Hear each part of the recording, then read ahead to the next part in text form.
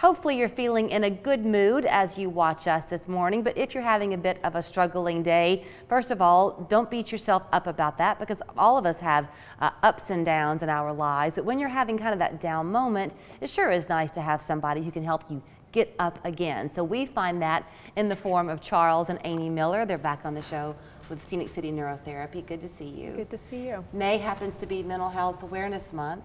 And it seems like more than ever before, what we know about mental health, Amy, is that it's not just one thing. Correct. It's, it's a whole person. It's getting out and being part of nature. It's engaging with your friends and family and really making those things a priority. Right. As we get busier and busier with kids and work and all of the things we have to do, it seems like those are the first things we kind of push aside. Yeah. I had a situation this week. I don't really get sick, but I got sick on Tuesday. I was just not feeling good Monday night, woke up Tuesday morning, just didn't feel quite like me. I took the day off, which was agonizing because I felt guilty. But the next 2 days later, Wednesday, I was fine again. But giving myself the permission to take that pause was probably the best thing I could have done, but it's so hard for us to do. It really is, but I think you nailed it. It's giving yourself permission to put yourself first, to put your mental health first. Because I'm a mom, and I know so often I will put aside my needs, but then I watch everyone suffer. Right. And it's just not necessary. Right. Okay, so Charles, you've been on so many times over the years, and you're very quick to be compassionate to people who are struggling, because you know that words matter. So you don't want friends and family to say, well, just go for a walk or just do this. It's not easy. I say all the time that if you could think your way out of this, you probably would have by now. One of the things you mentioned, some of the things we've learned about mental health, it's not just one thing. There is, behavioral components, but it's very physiologic in nature. What we've learned is that it's more relatable to a neurologic injury than it is to a thinking problem, which means that we can address the way the brain communicates in a better way. That's what we do with our treatments at Scenic City Neurotherapy. We do ketamine infusion therapy, transcranial magnetic stimulation. What we do with these treatments is it enhances the way the brain communicates to where we don't necessarily feel good or bad, we feel correctly. And then the behaviors come into play at that point, but when you do things that should feel good, you get to feel good. So let me ask you something, because you've always been very quick to say, too, that you don't walk this journey alone with your clients. You want them to have a mental health provider that they're working in tandem with. But to the point that it's a physiological situation, if you have a sprained ankle, it has to heal, but you will do some degree of physical therapy. Correct. So are there some actions that we can take, even if they don't feel right in the moment, that will help regenerate the right pathways? Like the summer is here. Is being outside a good idea? So all positive activity that we just discussed actually leads to neuronal regrowth. It releases the exact same chemicals that we release when you come in for us for a treatment. Okay. It does it on a much smaller scale, so that's why it's important to do it every single day. And that's also why it's important when you get way out of balance, you come see us, so that we can flood those chemicals on your brain and make things feel better. But it's the little things every day, going for a walk, calling a friend. It does the same thing, just on a smaller scale. When you say if you get way out of balance, you come and see us, that's a hard thing to define.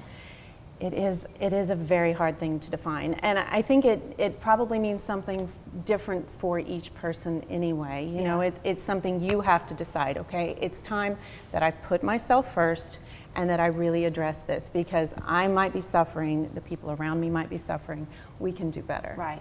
I am going through this philosophical time in my life, because I'm watching both of my children kind of emerge into these next steps for them, happily so. But I'm realizing in watching them grow that so much of it too is self-awareness.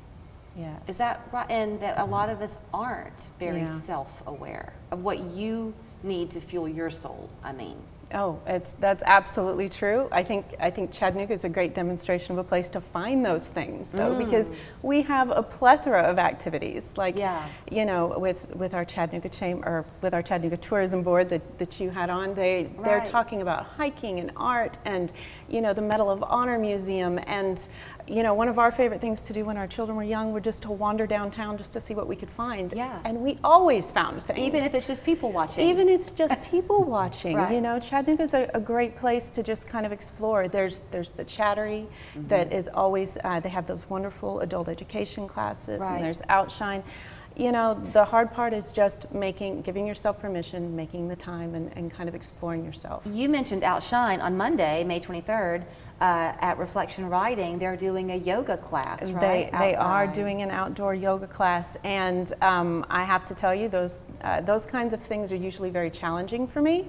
I went to an Outshine yoga event last summer. It was wonderful. It was Really? very not challenging.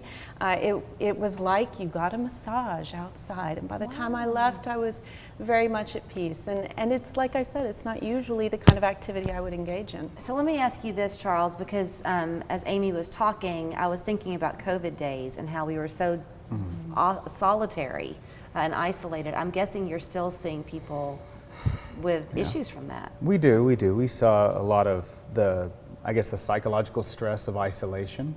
You know, people who are used to at least their primary engagement was going to the office every day. Yeah. They lost that engagement, and human engagement, the connection between each of us, you know, looking people in the face, that's a big piece of our mental health. Yeah. And then there was also the physiologic side effects that just come from a COVID infection, and since everybody's had it probably twice by now, it's there's actual neuronal decay that occurs secondary to inflammation after a COVID infection. So when people come to see you at Scenic City Neurotherapy, whatever your definition of you're not feeling right, and that's for you to determine, not somebody else, I guess. Consultations are free? Consultations cost nothing. You get to come sit down with myself or one of our other providers, and we talk you through this process. We let you know what this looks like, how this works, answer any questions you may have to make sure that when you come in, you are ready to go, and that this is something that we both agree is a good idea. Okay. And if they want to be a part of the yoga class on Monday, do they sign up through Reflection Writing or through y'all? Through Outshine. Through Outshine. Outshine. And that's just Outshine. Outshine Adventures, and I'm sorry, I don't know the Okay, website. Google it. Google it. Outshine Adventures. And in the meantime, write down their phone number at Scenic City Neurotherapy, 228-0579. They just wanted you to kind of feel good as you go into these summer months and not feel like you are alone. And if you're needing some help, contact them. Also online at sceniccityneurotherapy.com.